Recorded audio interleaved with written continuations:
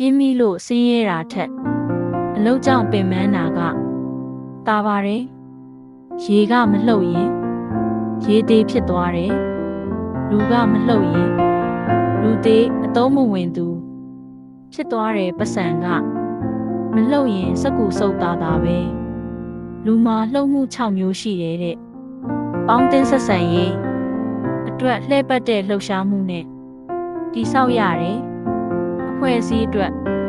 စီးလုံးနဲ့လှုပ်ရှားမှုရှိရတယ်ခင်မင်းရင်းနှီးမှုအတွက်အပြန်အလှန်လှုပ်ရှားမှုရှိရတယ်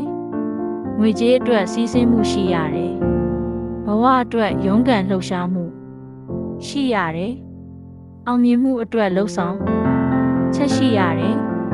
စူးစမ်းတယ်ဆိုတာဘဝရဲ့သဘောထားတစ်ရက်ပါအသက်အရွယ်နဲ့မဆိုင်ပါဘူး